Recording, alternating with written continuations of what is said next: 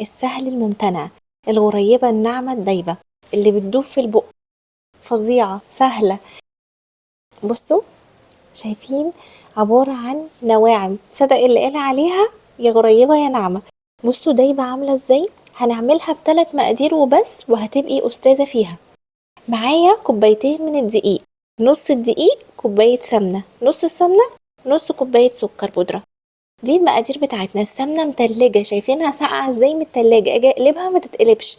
هحط كوباية السمنة، اهم حاجة تكون ساقعة، وهبتدي اضربها بالمضرب الكهربائي او بالمضرب العادي او بايدينا. زمان جداتنا واهالينا كلهم كانوا بيعملوها بايديهم.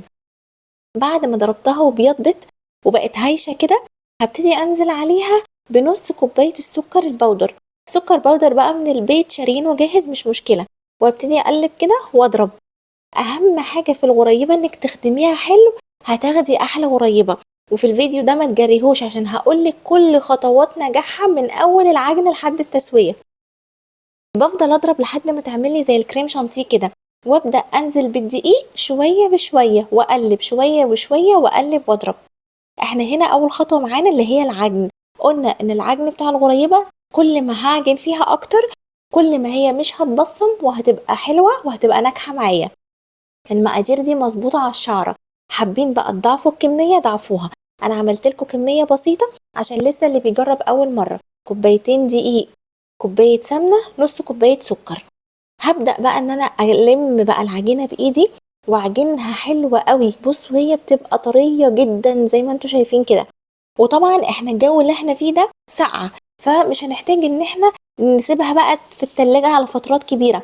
انا بعد ما عجنتها كده بصوا بقى هختبرها. هاخد حتة كده واكورها واحط صبعي فيها. شايفين، لقيتها ما بصمتش ولا فرشت مني ولا شققت، يبقى هي كده تمام زي الفل، مش محتاجة حاجة تاني. هسيبها في التلاجة بس ترتاح، السمنة تريح شوية مكان عجن ايدي، وهطلعها على طول اشتغل بيها. بصوا هلاقيها مفرولة كده عادي خالص. مجرد ما احطها في حرارة ايدي واكورها هتبدأ تتعدل تاني. بصوا بقى الجمال بتاعها. انا بحب الغريباية كده تبقى صغنونة، هي مش هتفرش مننا لكن هي هتريح سنة، فاراعي حتة ان هي هتريح السنة دي. تمام. ابدأ بقى ان انا كده ايه، احطها اكور واحط. وبعد كده بقى التزيين زي ما انتوا عايزين. بلوز ماشي، سادة ماشي، باللولي ده ماشي، بالسبرينجلز، بقطع الكريز، بالمكسرات، بالفستق، بالسوداني. اي حاجة في الغريبة ما بتقولش لا. تمام. انا بقى ايه هشكل كده تشكيلة حلوة. اهم حاجة ان انا بكورها وبحطها زي ما هي.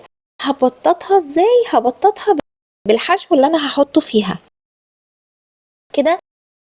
انا طلعتها من التلاجة واشتغلت بيها على طول. هحط كده فيها فصوص لوز، هحط فيها قطع من البندق، هحط فيها كده وحدات من اللولي. فيه كام واحدة هسيبهم سادة، بس السادة هحط فيها بصمة صبعي كده وهقول لكم ازاي. شايفين سهلة جدا. شايفين الحجم ده؟ هتخرج هي نفس الحجم بس اللي هي ريحت سنة من الفرن لكن ما فرشتش ولا اي حاجة. بصوا الجمال. الكمية دي عملت لي الصاج اللي قدامكم ده. الفرن بقى فرن درجة حرارته 150 أو 160 درجة من 10 ل 12 دقيقة بالملي. ما تزوديش عن 12 دقيقة، لأن زودتي عن 12 دقيقة هتنشف وهتبقى فيها قطمة، هتبقى فيها عضة كده. بطلعها بتكون بيضة من تحت، ما بلمس الصاج ولا بحركها أول ما أطلعها من الفرن نهائي. بسيبها تبرد تماما لأن هي ولا أمسكها بإيدي عشان ما تبصمش. هنا كانت بردت خالص معايا. بصوا كان الصاج برد خالص. كنت عاملاها قبل الفطار والكلام ده بقى ايه بعد الفطار. بصوا بقى شايفين بقى الجميلة ازاي وحجمها تحفة ازاي، وشايفين ناعمة. بصوا ما بتستحملش، بتدوب في البق. جربوا الطريقة دي ويلا تشطروا وقوموا اعملوها، وكل سنة وانتم طيبين.